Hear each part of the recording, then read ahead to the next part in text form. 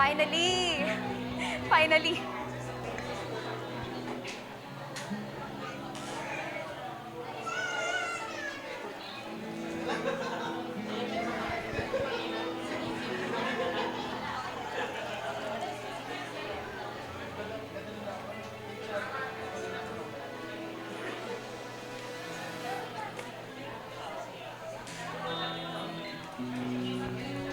Ayan, good morning everyone!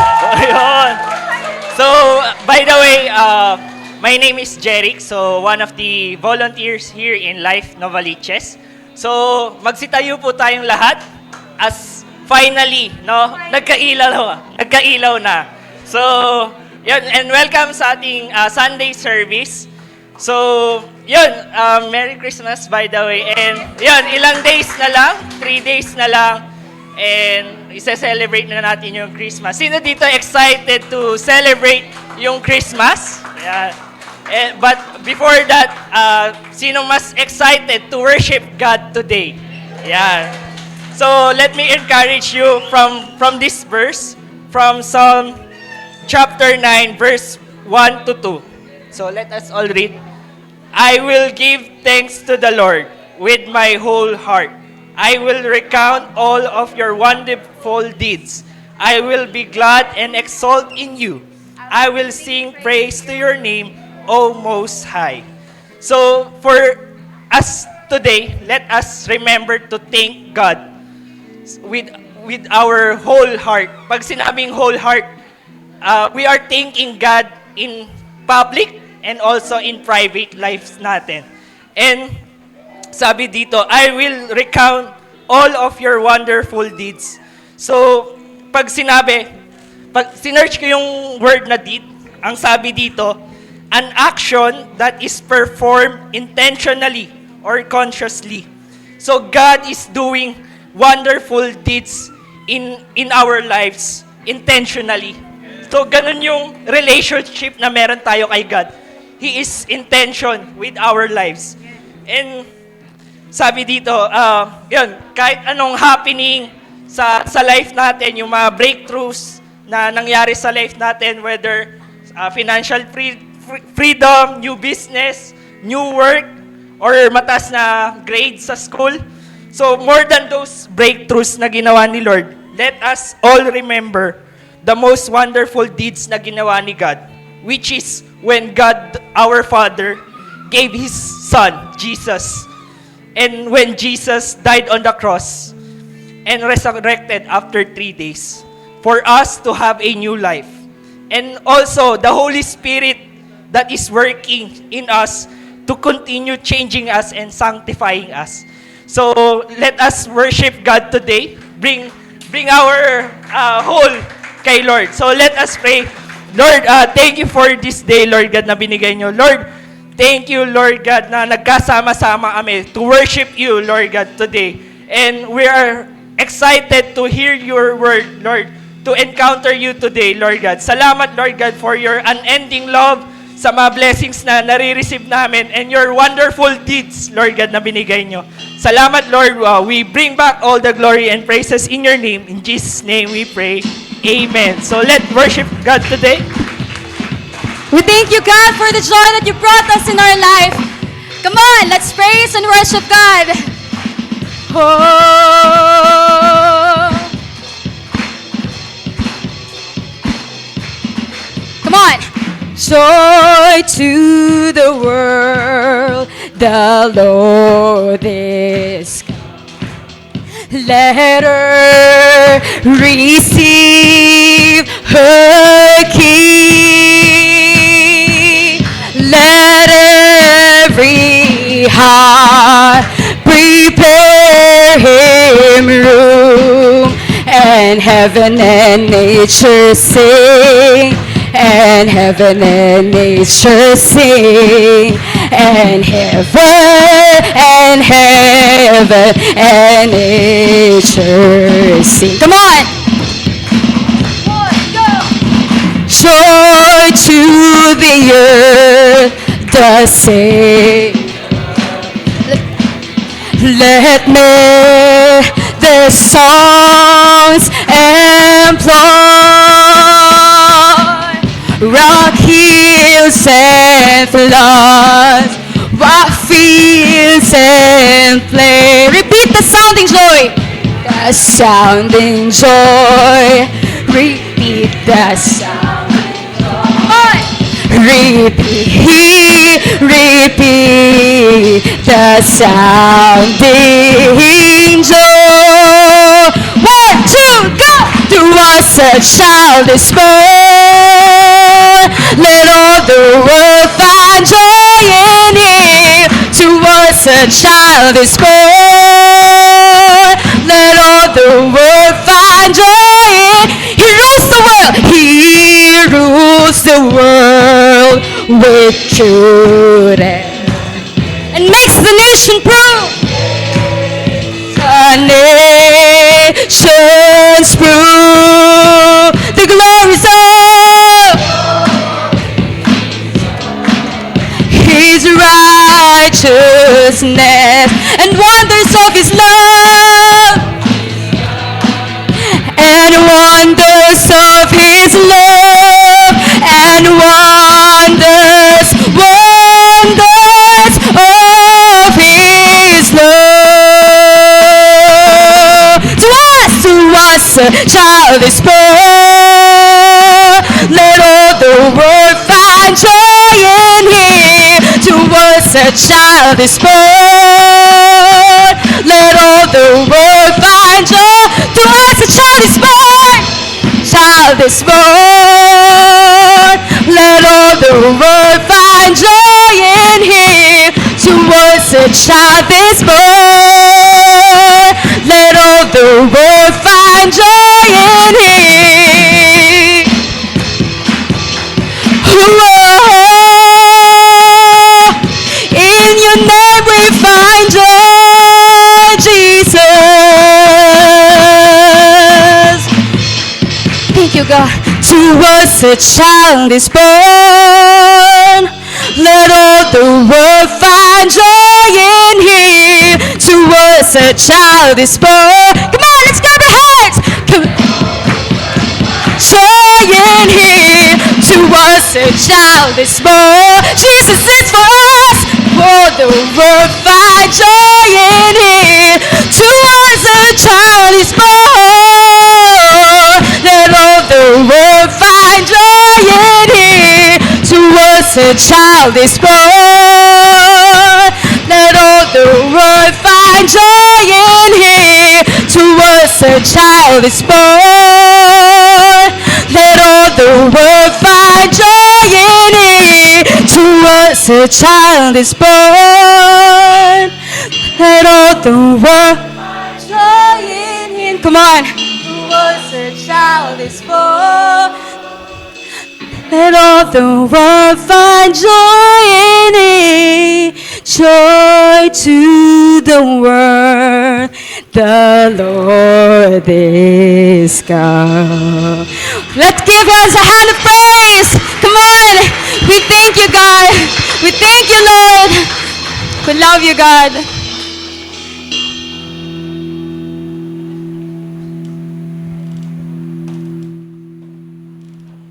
We thank You, God. Thank You, Lord. We worship You, Lord.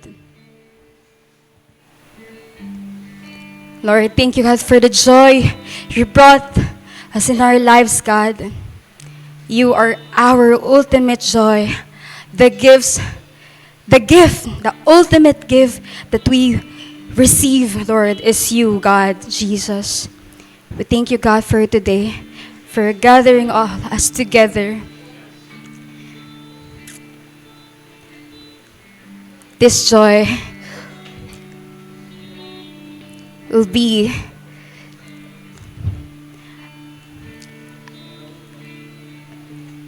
it is You, God, our joy,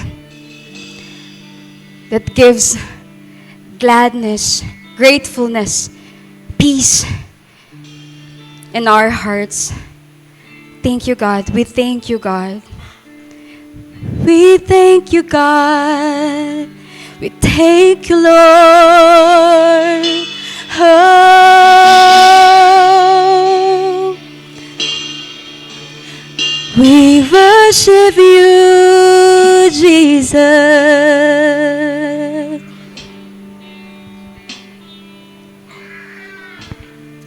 No longer ashamed, no longer afraid.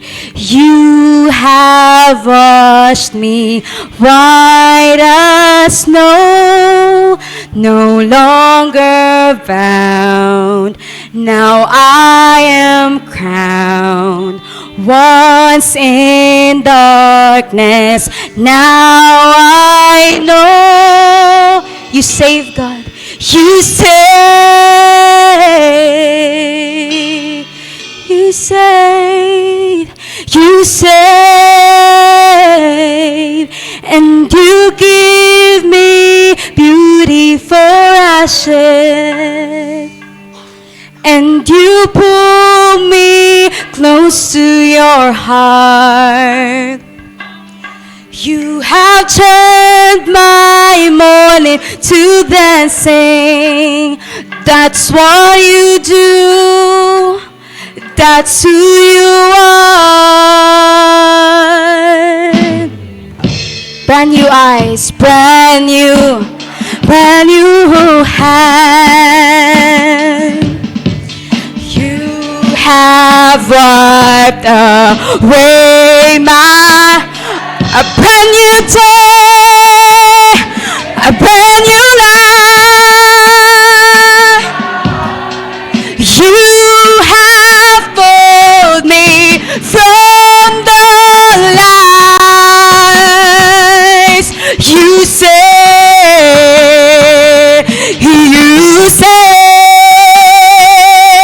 you say,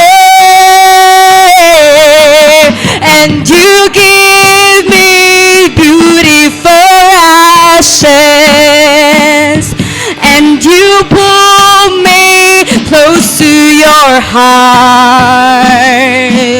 You have turned my mourning to dancing. That's what you do. That's who you are. And you give me, and you give me beauty for ashes, and you pull me close to your heart. You have turned my mourning to dancing. It what you do. That's who you are.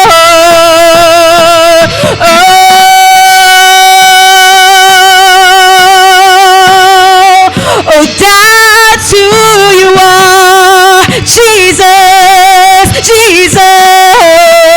I'm no longer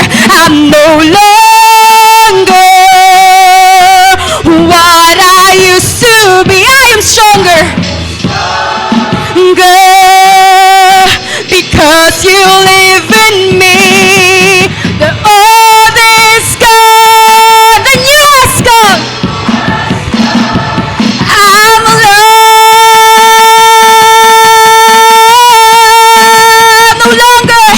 I'm no longer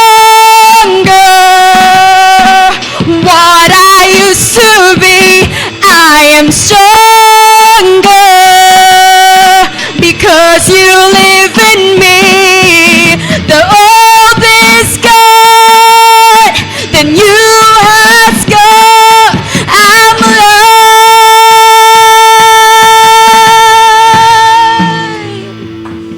and you give me beautiful.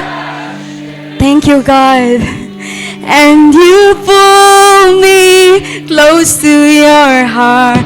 Thank you, God. You have turned my mourning to dancing. That's what you do. Oh, that's who you are. And you give me beauty for ashes. And you pull me close to your heart.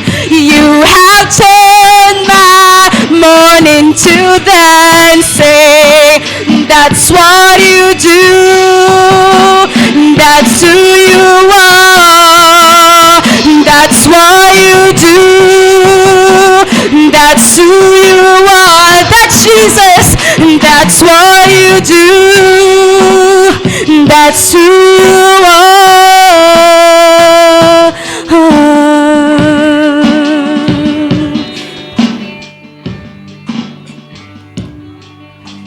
Thank you, Father.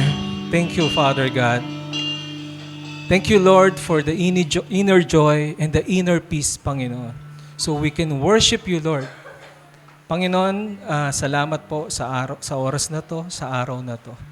We gather together, Lord, in your presence, Lord God. As we prepare our hearts in giving, let me share to you Acts chapter 10, verse 2. A devout man who feared God with all his household gave alms generously to the people and prayed continually to God. This narrative portrays Cornelius, a centurion in the Roman army, as an example, a devoted and influential life. He is godly and God-fearing. He has inspired his entire household to fear and worship the Lord. He prays often to God, and he is generous in giving. His charity was a practical demonstration of his faith. Brothers and sisters, it teaches us that our faith should be expressed in tangible ways, particularly by caring for the needy and less fortunate. Remember, generosity reflects God's love and compassion. Let us pray. Lord, help us to be generous in giving, just as Cornelius gave alms generously to those in need. May our acts of kindness and charity reflect your love and compassion to the world around us. Holy Spirit, guide us to pray continually and stay connected with you in every moment of our lives. Let our prayers be a testament to our trust and dependence on your guidance and provision. Father, we ask for your grace to live in harmony, peace, and fulfillment as we walk here on earth, always, Lord, seeking to honor and glorify your name. All this we pray in Jesus' name. Amen. Magandang maga po. By the way, I'm Arthur, one of the life leader here in Novaliches. Let us pray also for our kids, our children, for the next generation. May mga kasama po bang mga cute na bata, katulad ng batang yun, no? Sabi ko, can I pinch your face? Yan. Let's extend our hands to our next generation. Lord, napaka-importante ng next generation sa iyo, Lord. So, Lord, we pray for them. Guide them, Lord. Guide their path, Panginoon. And also, Lord, we pray for the teachers of the kids' school, Lord, na bigyan mo sila ng tamang teaching, Lord, for the kids today. Give them pasensya, Lord, and joy to serve you, Panginoon. All this we pray in Jesus' name. Let's continue to worship the Lord. Lord, nagpapasalamat kami, God, sa natanggap naming regalo. Natanggap ka na namin. Ikaw ang aming ultimate gift, God. Salamat, Lord, for your love. Thank you, God, for your life, Lord. Thank you, Lord, for saving this world, saving us, God. Sobrang ganda ng pag-ibig mo para sa mga tao. Salamat, Lord.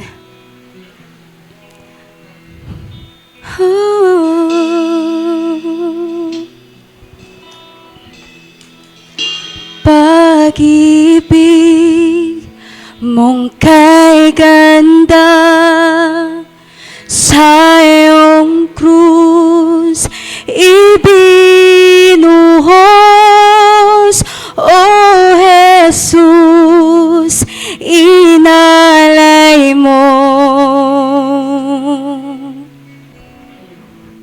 Pag-ibig mo kay ganda,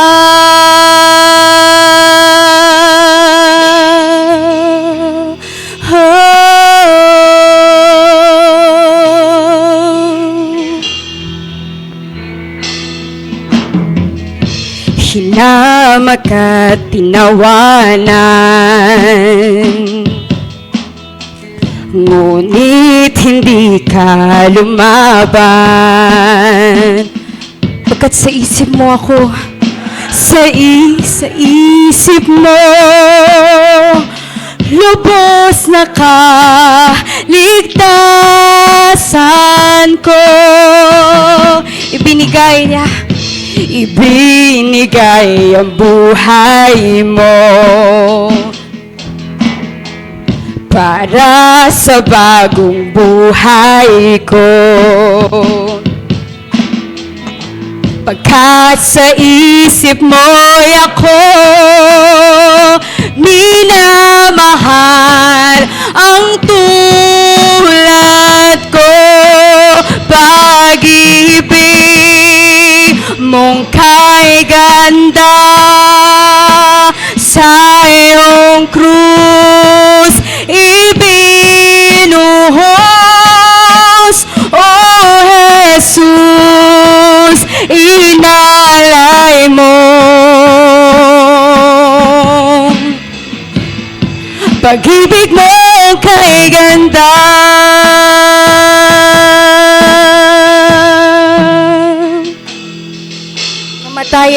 Kamatayan ng dahilan ng tunay nating kalayaan, ng tunay ko kalayaan. Kami iyong anak, kami ngayon iyong anak, minamahal mo ng ganap. Pag-ibig mong kay ganda sa iyong krus ibinuhos, O Jesus, inalay mo. Pag-ibig mo kay ganda, pag-ibig mong kay ganda sa iyong krus ibinuhos, O Jesus, inalay mo. Pag-ibig mo kay ganda, ako'y sa iyo. Let's declare.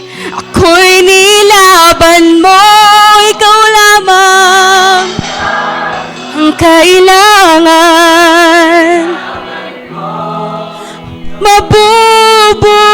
Mabubuhay sa biyaya ng pag-ibig mo kay ganda. Ako'y sa iyo, ako'y nilaban mo, ikaw lamang ang kailangan ko. Mabubuhay sa biyaya ng pag-ibig mo kay ganda.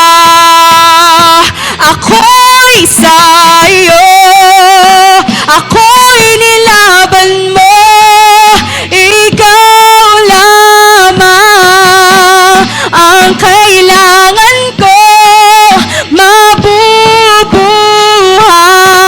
sa biyaya ng pag-ibig mo, pag-ibig mo kay ganda. Pag-ibig mong kay ganda. All together. Sa iyong krus ibinuhos, O Jesus, inalay mo.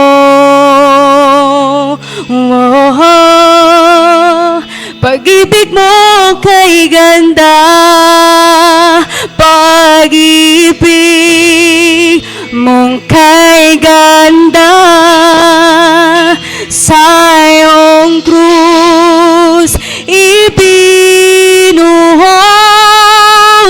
O Jesus, inalay mo.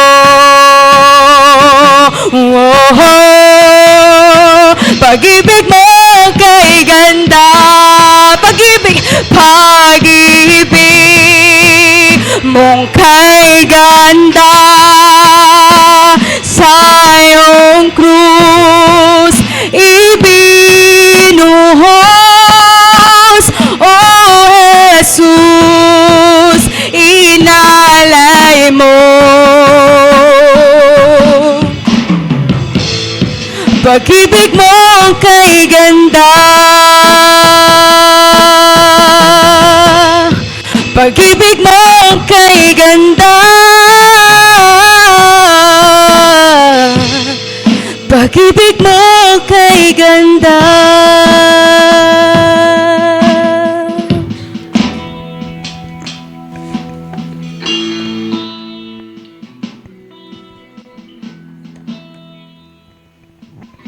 Matthew chapter 1, verses 1 to 17.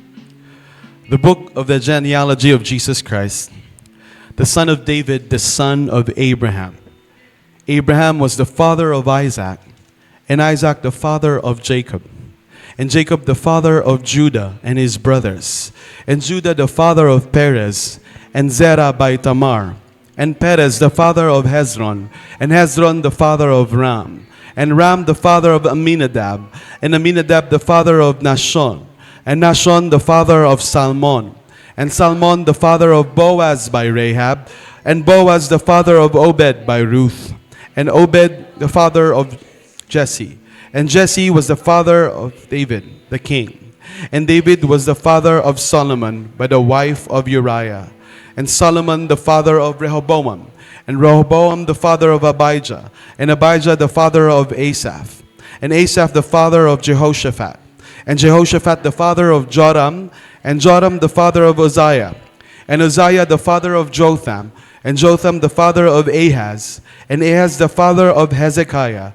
and Hezekiah the father of Manasseh, and Manasseh the father of Amos, and Amos the father of Josiah, and Josiah the father of Jeconiah and his brothers, and the time of deportation to Babylon.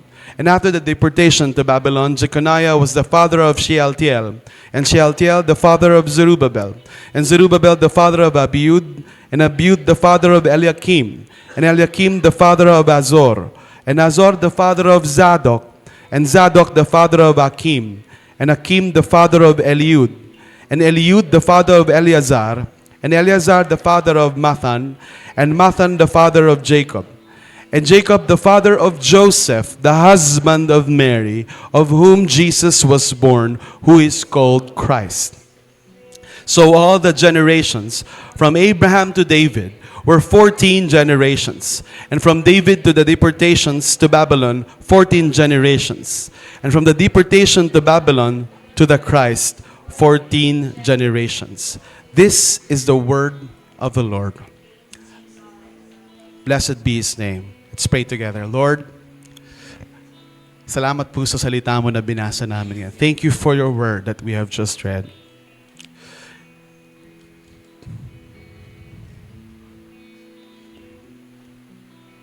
Lord Jesus, hindi ka man po namin nakikita. We know you are here. You said in your word, where two or three are gathered, you are in the midst of us. So we welcome your presence. We welcome your beautiful presence, Lord Jesus. Lord, ito po yung hinihiling namin sa iyo. Marami po sa amin dito, 9 a.m. pa lang nandito na kami. Waiting for the Word of God. For an opportunity to worship the King of Kings and Lord of Lords. Ngayong Pasko, while the whole world is celebrating, marami sa amin hindi kami umuwi kahit mainit, walang ilaw. We're waiting for the repairs because we are excited to encounter you. So today, Lord, encounter your people, that all of us and those who are not yet of the faith may know that you live among us, that you are our God and you are our people. So I pray that this word will be filled by your power, that we will receive your message, na bawat isa sa amin ngayon ay hindi uuwi nang hindi mo kinakausap, Panginoon, na kami ay makakatanggap ng iyong salita. ngayong Pasko. Salamat, Panginoon, sa pangalan ni Jesus. Amen.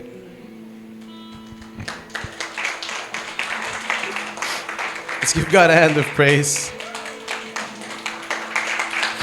I want to welcome you to Life Nova, an Every Nation church, and we exist to love God and love people. Can you say to the person seated next to you, Merry Christmas? Merry Christmas. Yan. You may now take your seats.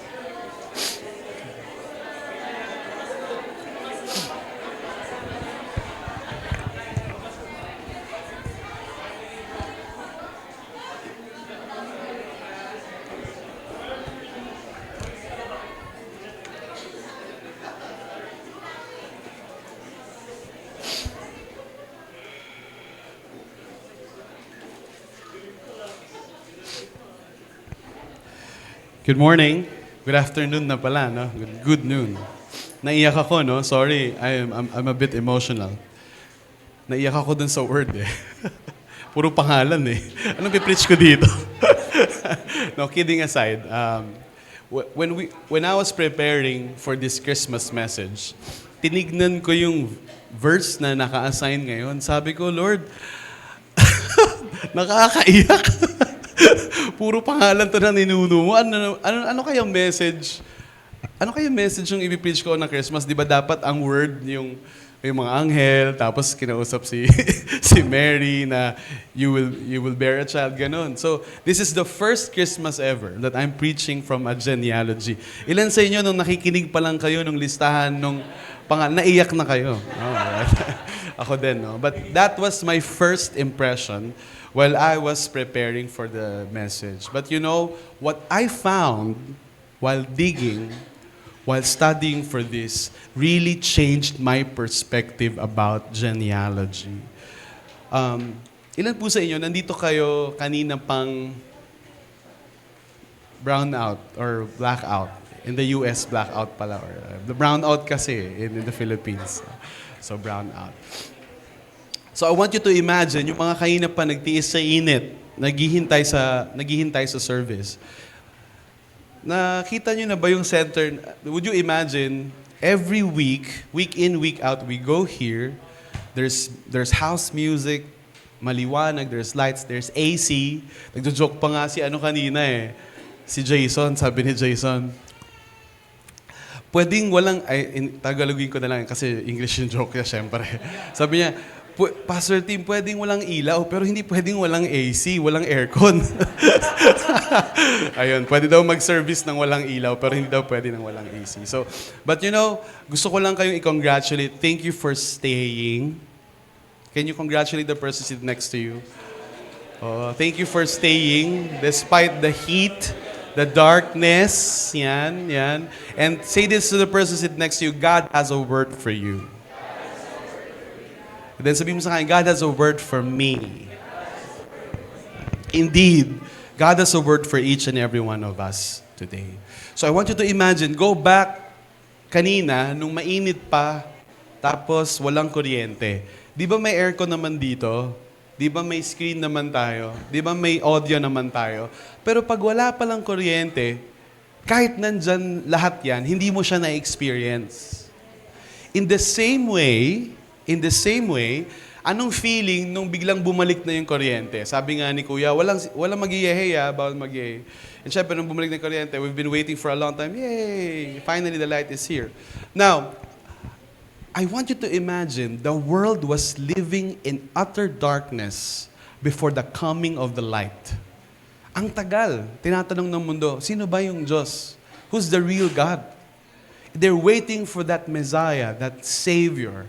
Sino ba yung magsasalba sa makasalanang sangkatauhan? And imagine, parang brown out yung mundo. God created everything, pinrovide niya na lahat. But people cannot experience the fullness of God's presence. Alam nyo, matagal na akong sumusunod sa Panginoon. Siguro 17 years na. I gave my life to Jesus when I was 17 years old through a mission trip by people from Virginia Beach. By the way, we have friends from Virginia Beach right here, Ira and JJ, and they're they dedicated their child, Shiloh, here yesterday. Lapakan naman natin yung family na to. Welcome. Welcome to Life Nova. You'll always find a home here. If you don't believe it, ask Jason. He has become an honorary Filipino by this time. Jason, by now, you're an honorary Filipino. Salamat po. Galing. Pinay na talaga. But imagine, when Jesus finally came on a Christmas day, born of a virgin, the lights went on. Suddenly, people understood the meaning of the world, the purpose of the universe, the purpose of their lives, the purpose of everything. And ano kaya yung feeling na yon na nakadaupang palad nila yung Panginoong Yesus? Nakita nila face to face. Dinisciple sila. They ate with Jesus. They slept in the same room, in the same house with Jesus. They ministered with Jesus. Peter got to walk on water with the Lord Jesus. And no one can deny, even the most avid atheists, that there's a Jesus of Nazareth who existed. Several Roman emperors tried to erase his record, but no, he existed. And no one can deny that this Jesus of Nazareth resurrected from the dead. 500 witnesses to boot. This religion wouldn't even fly in the Roman Empire if it was not the eyewitness account of 500 people. Who is this Jesus, son of David, son of Abraham? Who is this God who became man, who introduced himself in a world filled with darkness, in a world filled with sin? And we have 4 Gospels, Matthew, Mark, Luke, and John, to tell his story. And we just read the first part of the book of Matthew. Paano kaya siya kung kayo nakakakilala kay Jesus, paano nyo kaya siya ipapakilala sa iba? I was wondering, and alam nyo ba, of all these 4 Gospels, only 2 of them, Matthew and John, are apostles. Sila mismo they are with Jesus, because Luke and Mark are disciples of an apostle. But yung Mark is writing from Peter's perspective, Luke was writing from Paul's perspective, but Matthew and John are writing from their own experience of Jesus. And it's interesting, nung pinapakilala ni Matthew si Jesus, pinakilala niya siya with this long list of names na normally when we read in church, nakakatulog tayo. Para kung hinihelew. What are these names? Para siyang tongue twister, pastor. Para siyang competition ng pronunciation. Jeconiah, Jehoiakim. Ano ba to? Sino ba tong mga ito? But you know, genealogy, ibig sabihin lang nun, listahan ng ancestors, is a way for ancient people to introduce the pedigree, o ibig sabihin kung ano yung pagkakakilanlan, yung merits, ano yung kanyang accomplishments ng lahi ng pinanggalingan niya.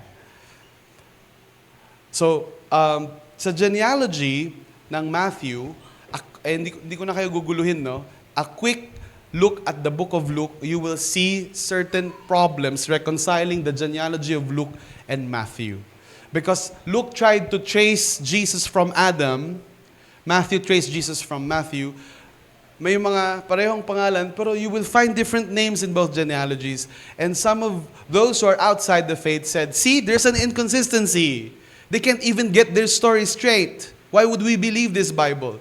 But lo and behold, I'm here to tell you that the differences in the list of names in Matthew and Luke does not weaken the case for Jesus, but rather it strengthens it. Why? Because ancient people used genealogy very liberally. Ibig sabihin, it's normal for them na mag-skip ng generations. So may mga tao, nagko-compute sila ng age ng earth through these names. And ang conclusion nila, therefore thousands of years old pa lang yung earth. Pero kinompute nila through a genealogy na nagsiskip ng maraming generation. Bakit ba nag-i-skip ng ba't hindi nilagay lahat ng pangalan? I'm gonna give you an example. Ilan po sa inyo may kapatid? Ilan sa inyo may magkakapatid kayo na higit sa 2, 3 pataas? Naranasan nyo ba, pinapakilala kayo ng nanay nyo? Tapos sabi ng nanay nyo, oh, ito yung bunso ko, yan, first honor yan, best in math, di ba? Ito yung pangalawa ko, bumili ka nga ng toyo. Ikaw, ito yung ano ko, yung panganay ko, ano yung varsity yan. Di ba? Even sometimes when being introduced, lalo na pag may kalokohan ka, ini-skipan ka.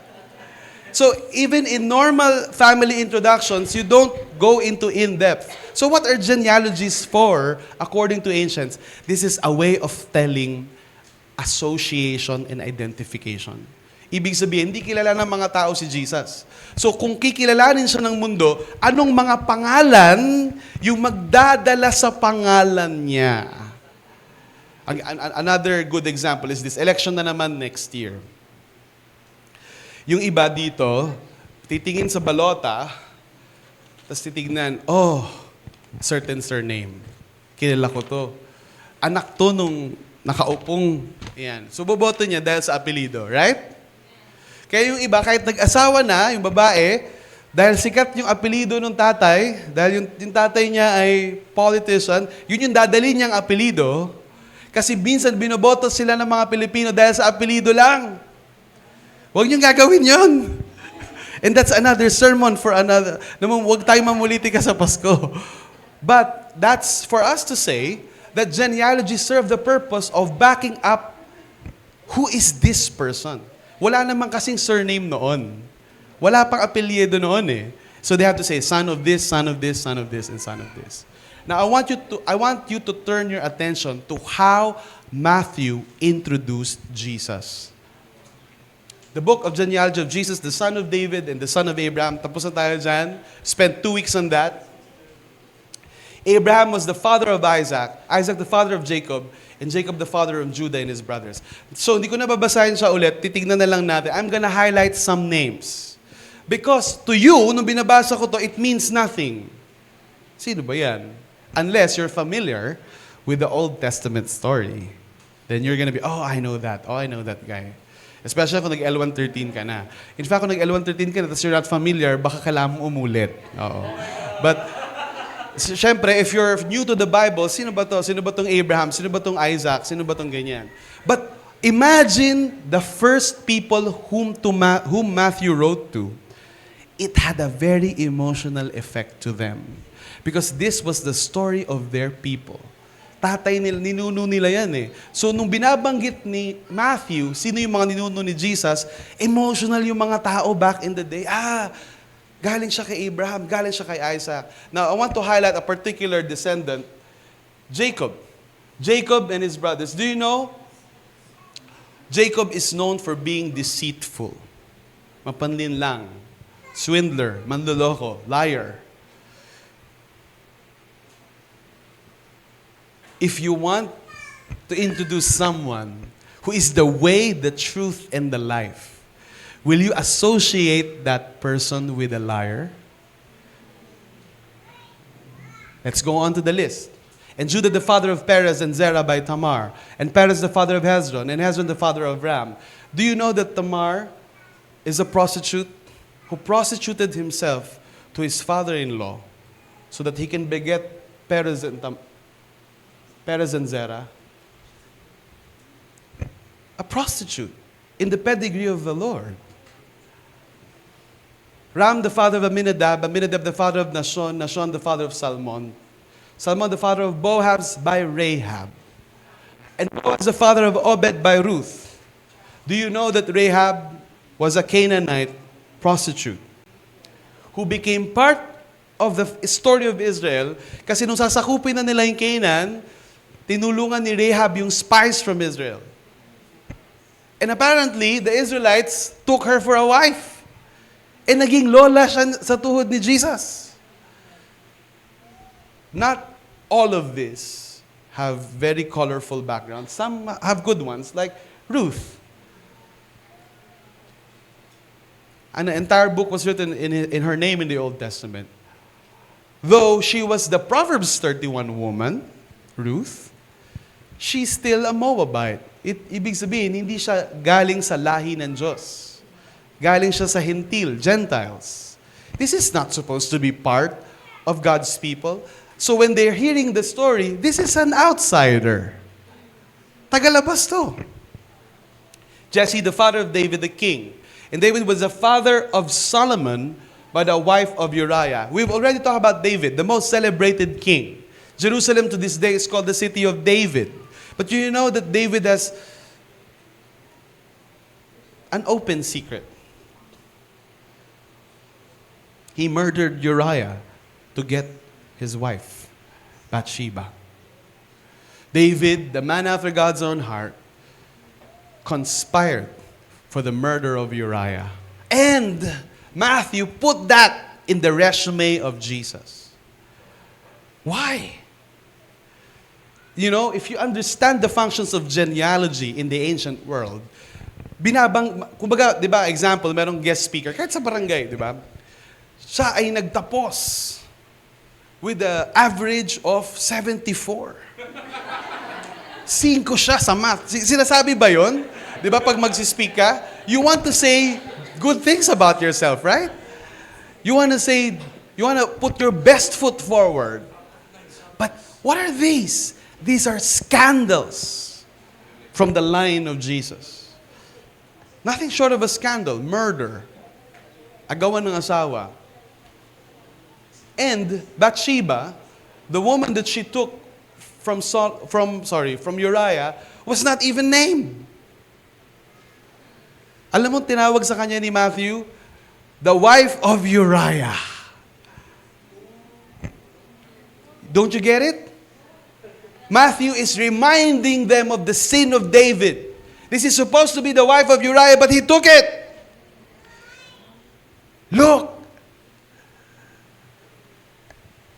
Look at the background of this Lord and Savior.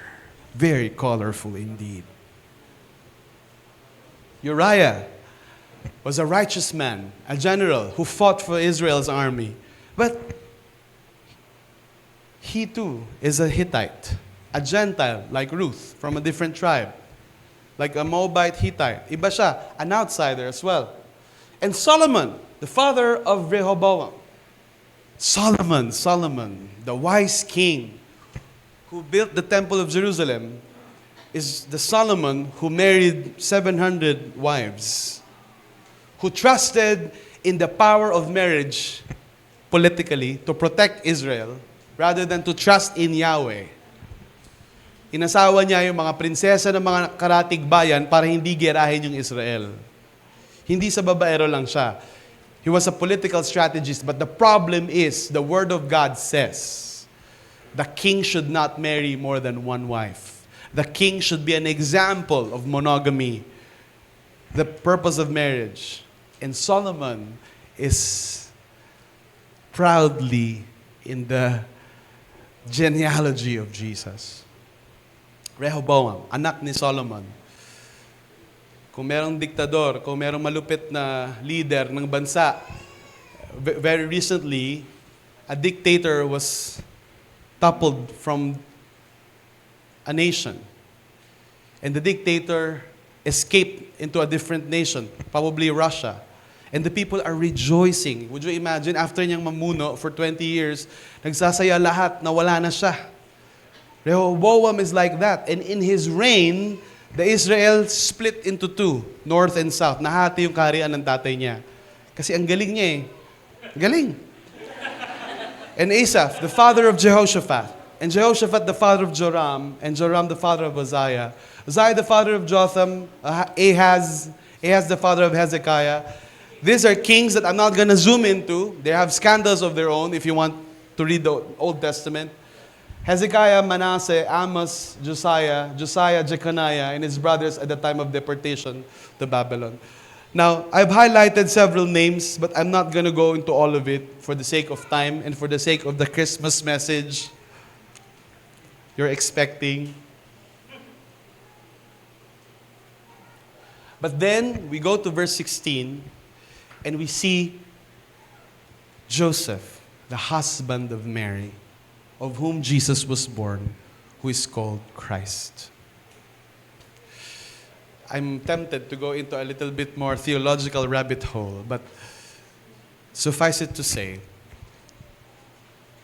that tinrace ni Matthew yung lahi ni Jesus hanggang makarating kay Joseph and kay Mary. Ito yung anak ni Jose at Maria. And in fact, hindi tunay na anak ni Jose. Dahil wala siyang dugo na inambag kay Maria because Mary was a virgin when she gave birth. The Holy Spirit came upon her and produced a God-man, Jesus, upon her. Now, sabi ko, I'm not gonna go there, but I wanna show you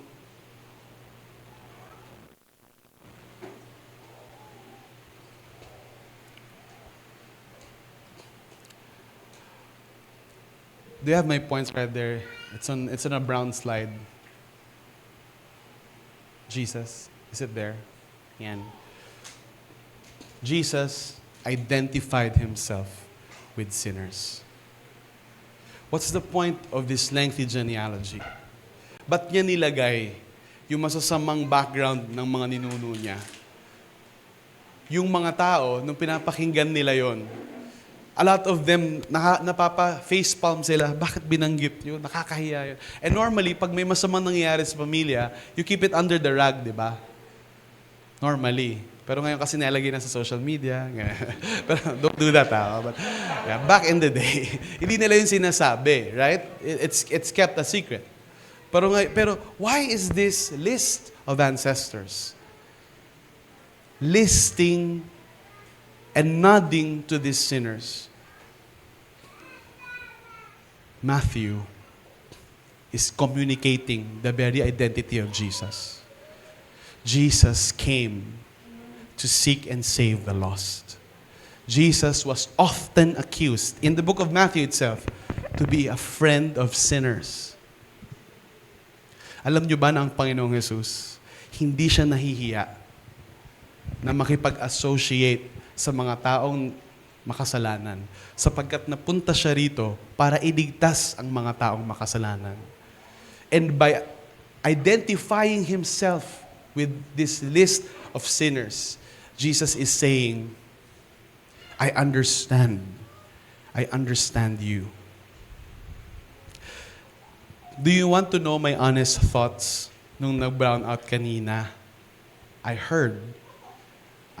just heard na there are homeless people na pinaglaruan yung breaker natin dun sa labas. And they cut so our power supply was cut. Hindi tayo nakapag-service on time ng 10.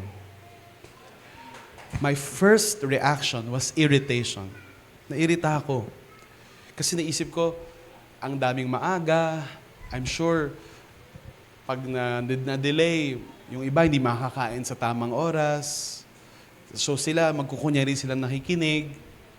Katulad ngayon. Kasi gutom na sila. Tapos, kawawa yung mga baby. Mapapawisan sila, mainitan sila. Kawawa naman yung mga bisita nating internationals. Merry Christmas, guys! Those of you from overseas. Diba, na-miss nyo sobra yung bansa nyo, no, kanina. That was my first reaction. And then I was just walking around and looking at you guys. You know, the Lord spoke a word to me. And I was asking, Lord, ba't mo inalaw mangyari yon? Service mo to eh. And you know what the Lord put in my heart? Yung pumutol niyan, ng power supply na yan, mga sinner, maaari, I came for them. They are the reason that there's a church here. But have our hearts been calloused and numb? Na ang tingin na lang natin tuloy sa homeless, problema. But we forget that they also are a mission field to reach and to love. And I'm sure it has brought inconvenience to everyone. But it also serves to remind us of our mission. Why do we serve the underprivileged? Why do we have Real Life Foundation? And why do we have a social responsibility arm in this church? Why do we preach the gospel? Why do we make disciples? So there will be few homeless people. So there will be few people who are outcasts, marginalized, outsiders. And those who are outsiders can become part of the family of God. It's as if God was whispering into my heart, Tim, paalala mo sa kanila na maging malambot ang mga puso nila sa mga taong wala. Sa mga taong problema ng lipunan. Sa mga taong sinuka na ng lipunan, pinababayaan na lang, walang tumutulong. Kasi mga Kristiyano kayo. Let Jesus be alive in us. As followers of Jesus, how should we respond? And I'm like you. I am like you. Nainis talaga ako. I'm not a super apostle na lumulutang na sa langit. But we can respond in the right way if we think about what Christmas really means. Did you know that when Christmas first happened, it was the homeless shepherds who first heard the good news of great joy? The angels did not come at the palace, at the universities of their time. The angels came to the homeless, the shepherds, the forlorn, the lost of their time and said, andyan na yung Messiah. Jesus did not identify with the rich and the powerful. Jesus identified with the very least and the marginalized so that our hearts may know what the love of God really means. Here is a God whom heart, yung puso niya, nagbe-break for those who are lost. Here is a God who left the throne of heaven and clothed himself with humanity to experience our pain and sickness, to experience our bodily challenges so that he can give eternal life to all of us. Jesus identified with sinners. Ilan sa atin, sobrang religious na tayo, sobrang linis na natin, na pag may mga kaibigan tayo na makasalanan, hindi na natin sila ina-associate. Ano ba yung associate? Hindi na natin sila kinakausap, ina-unfriend na natin sila, hindi natin sila pinipm, hindi natin sila niregaluan, hindi natin sila kinakasama kasi baka mahawa nila tayo ng kasamaan nila. Nilinis na ako ni Lord. Jesus was with the sinners. And you know why Matthew wrote like this? Alam niyo ba that Matthew was a tax collector? Which really means nothing to us right now. But tax collectors in the time of Roman occupation, they were the most loathed people. Galit na galit yung mga tao sa kanila. Kasi parang binitray nila yung kababayan nila. Isipin nyo, nangongolekta sila ng tax for the Roman Empire sa kababayan nila. Para buwisan mo yung kababayan mo para sa banyagang nanakop, pagdatraidor yun sa bayan. And so, pag dumadaan yung tax collectors, dumudura yung mga tao. Nagmumura pa nga, which I cannot do. Duduraan, mumurahin, pagbabatuhin. Tax collectors are hated, for they have sold their people into slavery. Matthew was once called Levi. And he was hated by all. Pero pag nagpipreach si Jesus, nakikinig siya. Habang nagko-collect ng tax, and one day, kakapakinig niya kay Jesus, tumutuloy yung mga luha niya. Iniisip siguro niya sa puso niya, ang isang makasalanan kayang katulad ko, may lugar pa kay Jesus. Matatanggap kaya ako ni Lord? And you know what Jesus did? Come here. He called Levi, follow me. And Levi left everything and his good career, kasi malaki bayad dun eh. And he followed Jesus to become an apostle. Matthew, the outsider. Matthew, the tax collector. Matthew, the sinner. Jesus called him and said, follow me. Tayo, Life Nova, ganun pa rin ba tayo sa mga makasalanan? Do we invite them into the presence of God? Or are we so allergic to them na wala nang nasisave na kapitbahay natin, wala nang nasisave na kaklase natin? Hindi na natin alam ano yung pinapanood nila, ano yung pinapakinggan nila, kasi super religious tayo. Hindi ako nakikinig ng ganyan, hindi ako nanonood ng ganyan. So wala tayong, pag nakausap natin sila, wala tayong mapag-usapan. Kasi wala tayong, hindi natin alam yung mundo nila eh. My friends, Jesus is not like that. Jesus ate with sinners. Jesus partied with sinners. And in so doing, one thing that Jesus never did was sin. Never siyang nakisama sa kanila, but lagi siyang magaling makisama sa mga tao so that they can all feel the love of God coming from Him. Second, He did not just identify with sinners. Jesus transformed the story of sinners into a story of God's faithfulness. Kinuha niya yung mga kwento ng makasalanang taong to at pinaglakip-lakip niya ang kanilang mga kwento para makaproduce ng isang bagay na maganda. Itong masasamang tao to, yung mga prostitute na to, mga diktador na to, mga mamamatay tao na to, na ninuno ni Jesus, ginamit ng Panginoon yung masamang lahi nila upang ipanganak si Kristo sa laman. My friends, and so some of us here, kung malalaman lang ng mga tao yung kwento natin, ano yung ginawa natin, saan tayo nanggaling, we're not the religious person they think we are. We were once sinners. And bakit tayo naging Kristiyano? Hindi dahil mas perfect tayo sa iba. Hindi dahil ang galing lang natin. Hindi dahil mas mahal tayo ni Lord kaysa sa iba. Because by grace, we've been saved, not by works. This genealogy is reminding us of what the essence of Christmas is. The salvation of sinners. And alam mo, pag welcome ni Jesus yung mga sinners, hindi niya sinasabi, sige, mag-sin lang kayo, unleasin tayo dito, mag-drugs tayo. Hindi ginagawa ni Jesus yun. He weaves their story, transforms sinners, so that one day, they will no longer be sinners, but they will be called saints, disciples, family of God. And so we are right now. We are God's family. We are living saints. But we once were sinners. Mga kapatid, I don't know what your story is. Hindi ko alam saan kayo nanggaling na madilim na kwento. Pero hindi namimili ang Diyos ng mga perpektong tao. In fact, pinipili niya tayong mga hindi perpekto at sa kamangha-mangha niyang gawa, piniperpekto niya yung buhay natin paunti-unti hanggang sa masinagan at maaninagan ang mukha ni Kristo sa buhay natin. My friends, this is why Jesus came. Not just to entertain sinners, but to transform us so that we can become like Him. Nangako ang Panginoon, nangako siya na ililigtas niya ang sangkatauhan.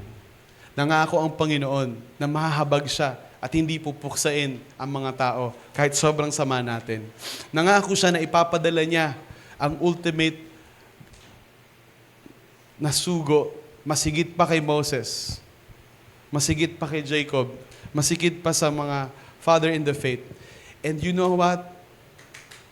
In Jesus, all of His promises have been fulfilled. Matthew was saying this.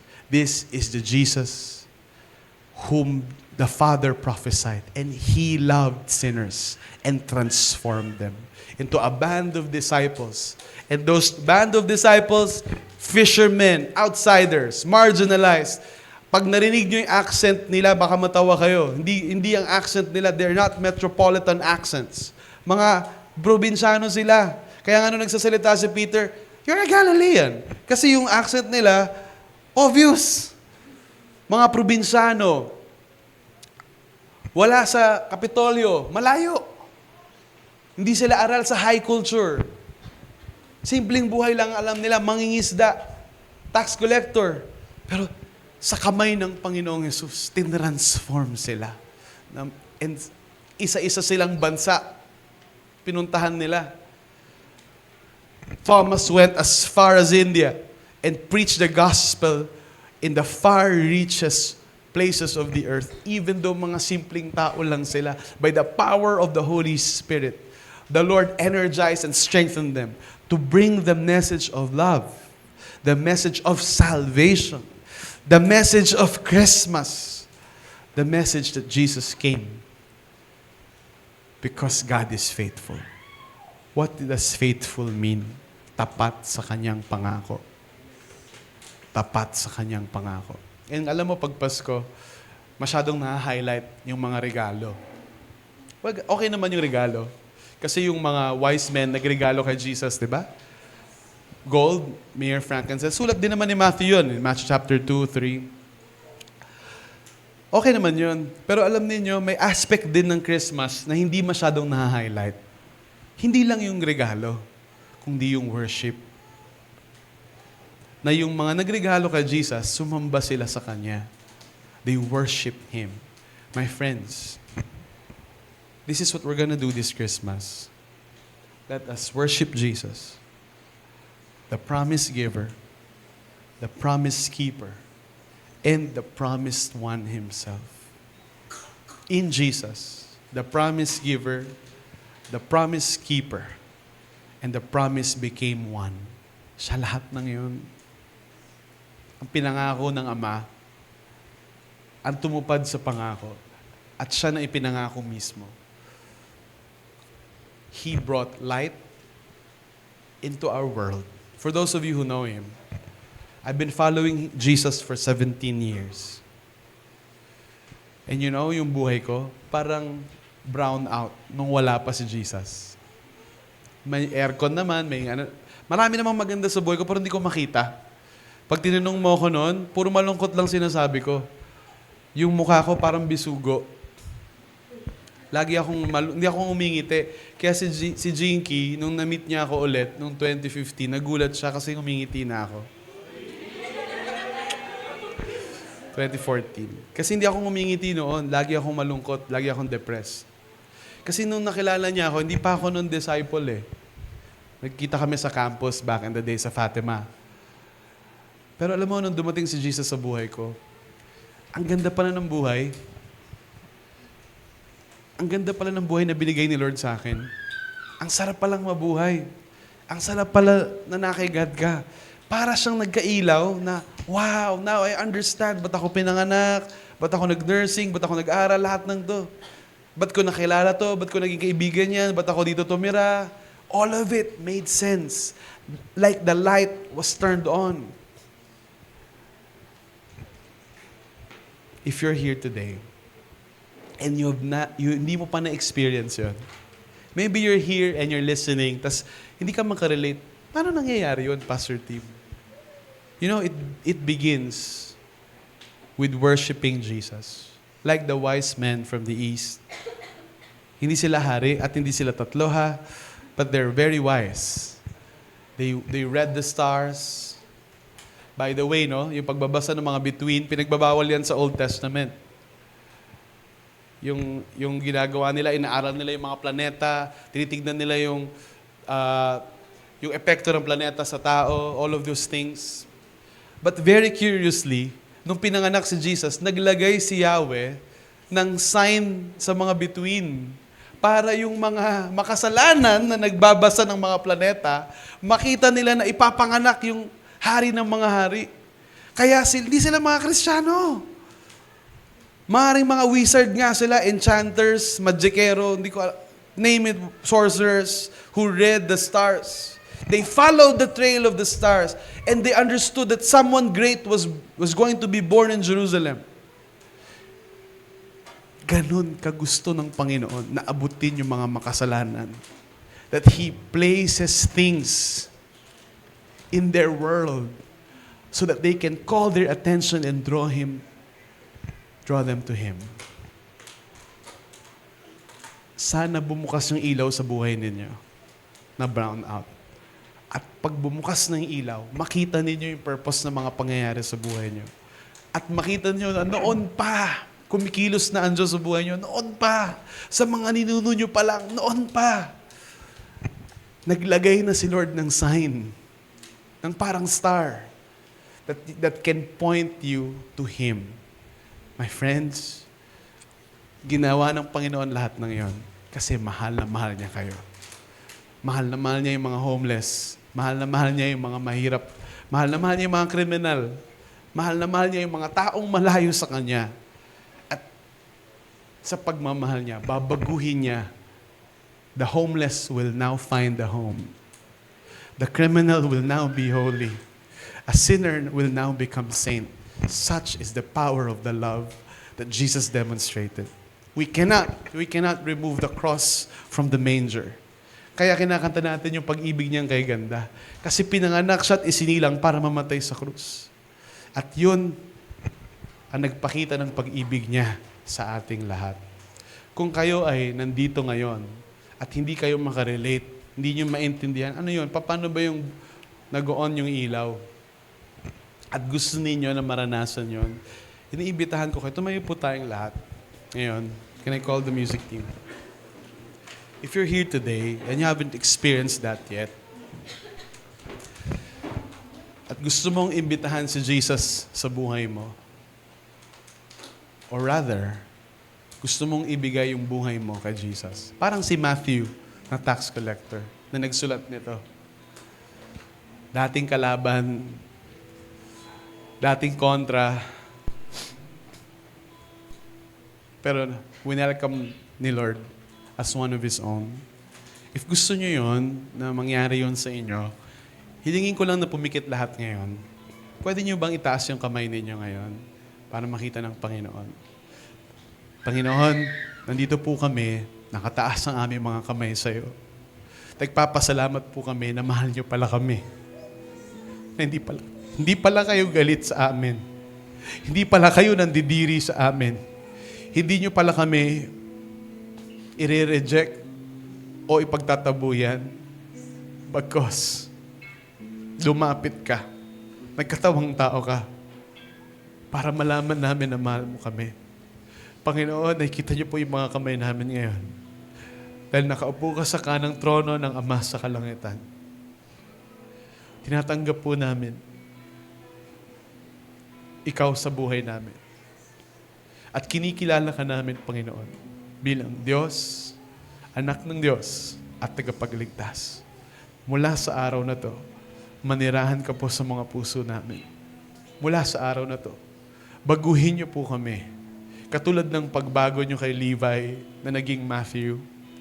Katulad ng pagbago niyo kay Simon na naging si Peter. Baguhin niyo po kami, Panginoon. At ang pag-ibig na ito na bumabago sa amin ay ibigay namin sa labas. Sa mga taong hindi pa nakakakilala sa iyo. Gisingin niyo po ang pagmamahal niyo sa aming mga puso na maging mapagmahal kami sa mga tao sa labas, sa loob, sa paligid namin, sa kasama namin sa bahay, sa pamilya namin, sa mga nadadaanan lang namin. Bigyan niyo po kami ng mga mata na katulad ng sayo. Mga mata na hindi mapanghusga at mapagbilang ng pagkakamali ng iba. Kundi mga mata na puno ng compassion, puno ng pag-ibig, ng awa, ng mercy. Na pag tumingin kami sa tao, hindi namin binibilang ano yung mga kamalian niya o yung mga masamang ginawa niya. Ang nakikita lang namin, ganito din kami. Masama, pero minahal mo. Panginoon, baguhin niyo po yung mga mata namin na kami ay magkaroon ng mga mata na kapareho sa iyo. And Lord, saan man kami naroon magpasko sa aming Noche Buena, sino man ang kasama, ano man ang handa, Panginoon, ipagpasalamat namin na pumunta ka rito at pinanganak ka. Hindi masayang yung Kapaskuhan na parang commercialized holiday lang. Kundi, maging tungkol to sa'yo. Kasi tungkol naman talaga ito sa'yo. Salamat po na nagkaroon kami ng ilaw, ng kuryente, na tuloy itong service na to. Thank you, Lord. And Lord, katulad ng mga taong yun na makasalanan, ilista mo rin kami. Ilista mo rin po kami sa pamilya mo. Kahit ano pang nagawa namin, kahit ano pang pinanggalingan namin, ilagay niyo po ang mga pangalan namin. Write our names, Lord, in the book of life and make us part of your family. This is our prayer. In Jesus' name, amen. Let's worship the promise giver, the promise keeper, the promised one himself.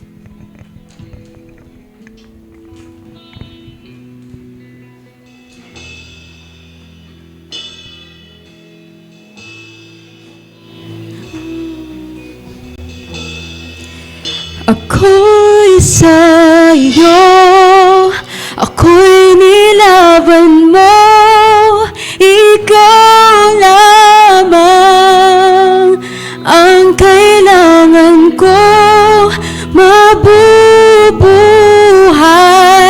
sa biyaya ng pag-ibig mo, kay ganda.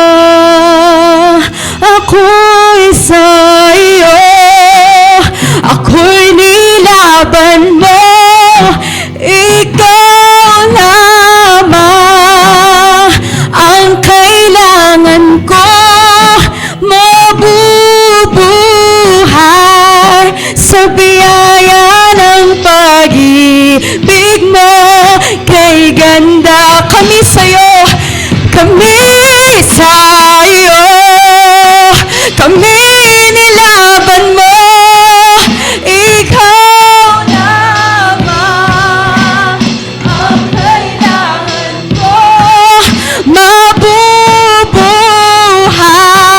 sa biyaya ng pag-ibig mo, pag-ibig mo, kay ganda. Pag-ibig mong kay ganda, sa iyong krus ibinuhos,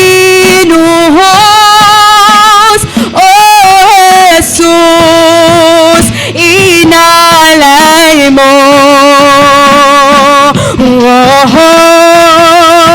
Pag-ibig mo kay ganda, pag-ibig mong kay ganda, sa iyong krus ibinuhos,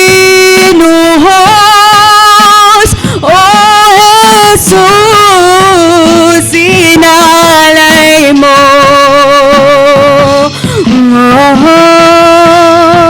Pag-ibig mo kay ganda, pag-ibig mo kay ganda, pag-ibig mo kay ganda.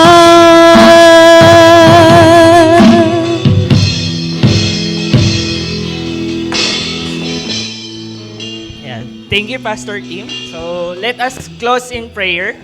Lord, thank you for this day. Lord, thank you for reminding us, Lord God, our purpose, Lord God, our mission, Lord God, sa earth, Lord God, to preach the gospel, to share your love, Lord God, and the true essence of Christmas, Lord. And may I pray you the Lord's blessing. May the Lord bless you and protect you. May the Lord smile on you and be gracious to you. May the Lord show you His favor and give you His peace. So we bring back all the glory and praises in your name, Jesus' name. Amen. So, ayun, a few announcement lang. So, next week, we also have 10 a.m. service. And, ayan, sa December 29, 10 a.m. lang ulit. And also, our prayer and fasting next year. So, from January 6 to 10. So, ayan. So, yun, thank you everyone for attending our Sunday service. Merry Christmas!